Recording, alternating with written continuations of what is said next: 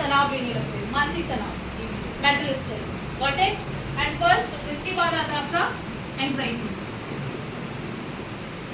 और घबराहट, ठीक है।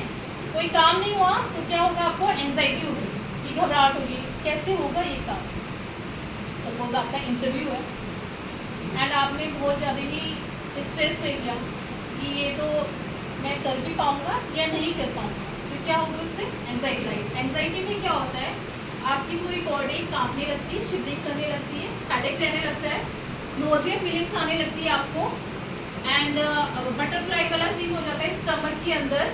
ये ऐसा लगेगा, एग्जाम्स देते हो तो लगता है ना कि कुछ ना कुछ ऐसे सो आपकी बॉडी में टेक्टाइल ऐसे कुछ ना कुछ रेंग रहा है, उस टाइप से भी होने लगता है किसी किसी को, एंड वॉमिट होना स्टार्ट हो जाती है। बहुत सारे इसके सिम्टम्स होते हैं। एंग्जाइटी हुआ, घबराहट हुआ, and last one is your depression. Depression के बारे में पता है? Yes ma'am. What is depression? Tell me, depression क्या है, बताओ बताओ। मानसिक तनाव is your stress. Okay, depression is that where you are facing three things. One is your hopelessness, worthlessness and helplessness. तीन चीजें आपको डिप्रेशन में फील होना शुरू हो जाती है कि मेरी तो कोई मदद ही नहीं करता है, मेरे तो कोई साथ ही नहीं रहता है, मैं तो किसी काम का ही नहीं हूँ, मैं दुनिया में क्यों आया हूँ, मुझे मर जाना चाहिए। Got it? Sometimes ऐसी चीजें आपके दिमाग में आती हैं कि लाइक वर्कप्लेस में मैं तो किसी काम का ही नहीं रहा, यार मेरी तो कोई मदद ही नहीं कर रहा, मैं किसी से पूछता हूँ कुछ बताता ही नहीं है कोई।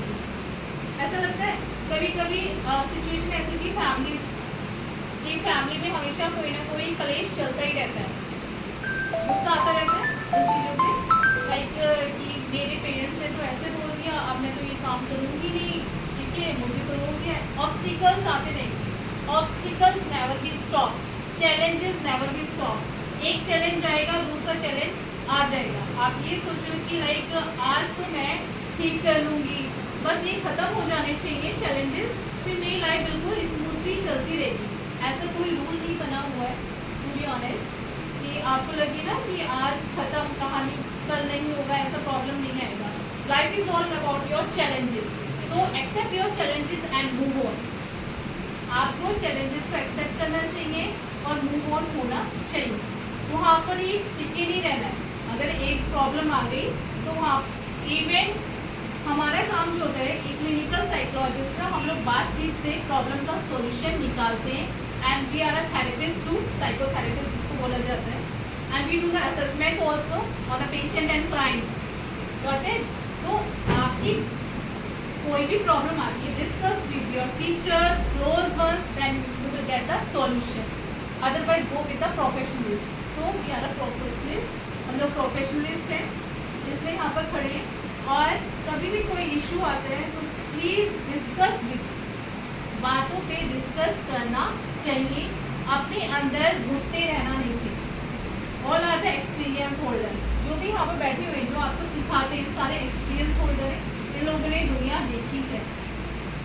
ऐसा नहीं है कि इन्होंने दुनिया नहीं देखी है। आप लोगों को ये लगता हो कि नहीं पूछेंगे, नहीं पूछोगे, आप अपना ही नुकसान कर रहे हो। Got it?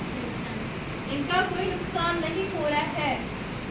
हम भी स्टूडेंट्स थे, हमें फैकल्टीज सुनाती थी, हमने जो कोर्स किया है उसमें तो इतनी बेइज्जती होती थी, इतनी इंसल्ट होती थी।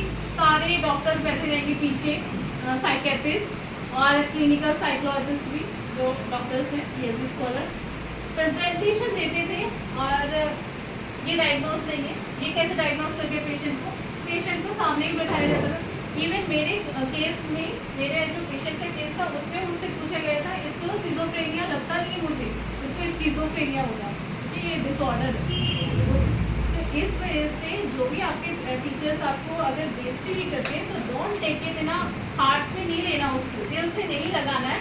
ये चीज़ें आपको सिखाने के लिए बोली जा रही है, क्योंकि आपको अगर डांटा जाएगा तो आपको वो मिस्टेक नहीं करोगे, एंड इंटरव्यू में जब फेस आउट करोगे तो वो प्रॉब्लम नहीं आएगी आप, क्योंकि आपको याद रहेगा कि मेरे टीचर ने मुझे ऐसे बोला था, तो मुझे वो मिस्टेक नहीं करनी।